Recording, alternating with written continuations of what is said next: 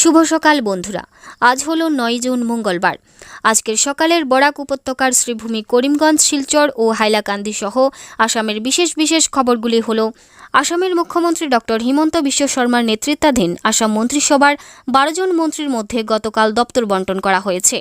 বরাক উপত্যকার শিলচরের কৌশিক রায়কে খাদ্য গণবণ্টন, গ্রাহক পরিক্রমা, গৃহ নির্মাণ ও নগর পরিক্রমার দায়িত্ব দেওয়া হয়েছে। অনুরূপভাবে পাথরকান্দির বিধায়ক কৃষ্ণেন্দু পালকে জনস্বাস্থ্য কারিগরি, বরাক উপত্যকা ও পার্বত্য এলাকা উন্নয়ন বিভাগের দায়িত্ব প্রদান।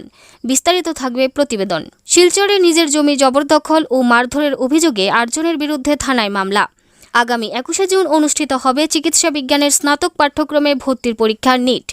১৫ কোটির বেশি টাকা খরচ করার পরও তবুও মরণ ফাঁদে জাতীয় সড়ক। শিলচরের এক বাড়ির ছাদ থেকে বিশাল আকারের অজগর সাপ উদ্ধার। তাহলে বিস্তারিত খবরে যাওয়ার আগে অবশ্য ভিডিওটিতে একটি লাইক দিয়ে চ্যানেলটিকে সাবস্ক্রাইব করে পাশের বেল আইকনটি বাজিয়ে রাখবেন এবং ফেসবুক পেজে দেখে থাকলে পেজটি ফলো করে ভিডিওটি শেয়ার করবেন, যাতে সঠিক তথ্যগুলি সবার কাছে পৌঁছাতে পারি। এবার শুনুন আজকের খবরের বিস্তারিত। প্রথম খবর। মুখ্যমন্ত্রী ডক্টর হিমন্ত বিশ্ব শর্মার নেতৃত্বাধীন রাজ্য মন্ত্রিসভায় বরাক উপত্যকার ২ জন সহ ১২ জন মন্ত্রীর মধ্যে দপ্তরসমূহ আজ বণ্টন করা হয়েছে। মুখ্যমন্ত্রী সামাজিক মাধ্যমে একথা জানান। এ অনুসারে গৃহ, রাজনৈতিক পরিক্রমা, লোকনির্মাণ, শক্তি, তথ্য ও জনসংযোগ সহ বেশ কয়েকটি বিভাগ মুখ্যমন্ত্রী নিজের হাতে রেখেছেন।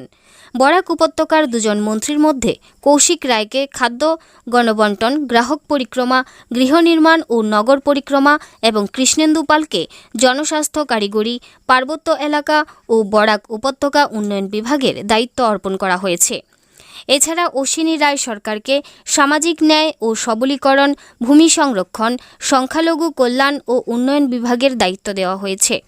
অশোক সিংহলকে স্বাস্থ্য ও পরিবার কল্যাণ, চিকিৎসা, শিক্ষা ও গবেষণা, বিমল বরাকে সাংস্কৃতিক পরিক্রমা, শিল্প বাণিজ্য, সরকারি প্রতিষ্ঠান ও অ্যাক্ট ইস্ট নীতি, বিশ্বজিৎ দৈমারীকে হস্ততাঁত বস্ত্র, রেশম, ক্রীড়া ও যুব কল্যাণ, দক্ষতা নিয়োগ ও উদ্যমী ও সংস্কৃতি ইত্যাদি বিভাগের দায়িত্ব অর্পণ করা হয়েছে।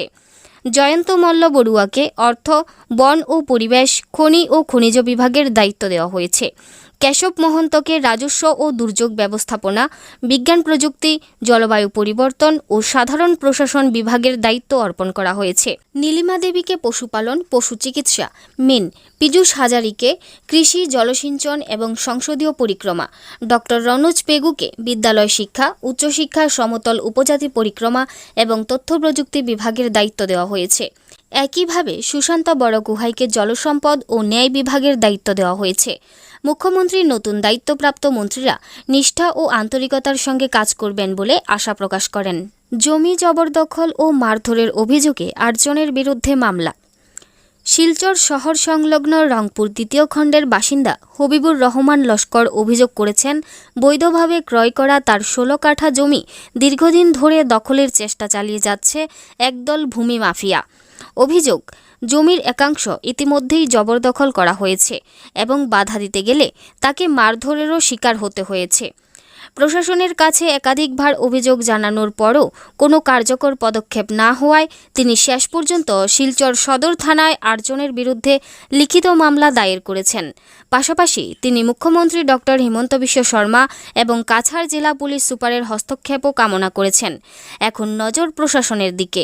ভুক্তভোগী কি তার ন্যায্য অধিকার ফিরে পাবেন?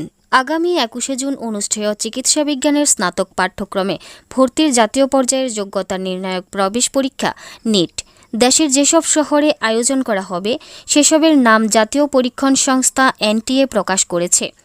সংস্থাটির পক্ষ থেকে জারি করা এক বিজ্ঞপ্তি অনুসারে আগামী ২১ জুন দেশের ৫৫১টি শহরে এবং বিদেশের ১৪টি শহরে বিকেল ২টো থেকে ৫টা ১৫ মিনিট পর্যন্ত নিটের পূর্ণ পরীক্ষা অনুষ্ঠিত হবে।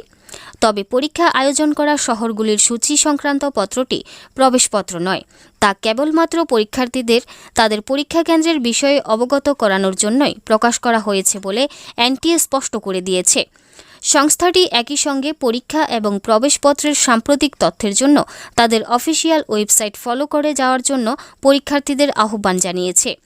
উল্লেখ্য, চিকিৎসা বিজ্ঞানের পাঠ্যক্রমে ভর্তির জন্য নিট ইউজি গত ৩রা মে অনুষ্ঠিত হয়েছিল। তবে প্রশ্নপত্র ফাঁস হয়ে যাওয়ার অভিযোগে গত ১২ই মে এনটিএ সেই পরীক্ষা বাতিল করে দেয়। সংস্থাটি বর্তমানে এই বিষয়ে তদন্ত অব্যাহত রেখেছে। ১৫,৬৬,০০,০০০ টাকা খরচ, তবুও মৃত্যুফাঁদ জাতীয় সড়ক। জোয়াই বদরপুর চুরাইবাড়ি ৬ নম্বর জাতীয় সড়কের মালিদহর থেকে বদরপুর পর্যন্ত রাস্তা সংস্কারের জন্য ব্যয় হয়েছে ১৫,৬৬,০০,০০০ টাকা। কিন্তু বাস্তবে রাস্তার অবস্থা দেখলে সেই অর্থ কোথায় খরচ হয়েছে তা নিয়ে উঠছে বড় প্রশ্ন। বড় বড় গর্ত, ভাঙাচোরা রাস্তা, যানবাহন চলাচলে চরম দুর্ভোগ। প্রতিদিন হাজার হাজার মানুষকে ভোগান্তির শিকার হতে হচ্ছে। তথ্যের অধিকার আইনে প্রাপ্ত নথি অনুযায়ী ২০২৪ সালের সেপ্টেম্বর থেকে ২০২৫ সালের সেপ্টেম্বর পর্যন্ত এই রাস্তার সংস্কারে বিপুল অর্থ ব্যয় হয়েছে। সচেতন নাগরিকদের প্রশ্ন, যদি সত্যি ১৫,৬৬,০০,০০০ টাকা খরচ হয়ে থাকে, তাহলে রাস্তার এই বেহাল দশার জন্য দায়ী কে? আর যদি কাজ না হয়ে থাকে, তাহলে কোটি কোটি টাকা গেল কোথায়? বসতঘরের ছাদে লুকিয়েছিল ১০ ফুটের অজগর। কাছাড়ের লক্ষ্মীপুরের শ্রীবার কাঙালি বস্তি গ্রামে এক বাড়ির ছাদ থেকে উদ্ধার করা হয়েছে প্রায় ১০ ফুট লম্বা ও ১৬ কেজি ওজনের একটি অজগর সাপ।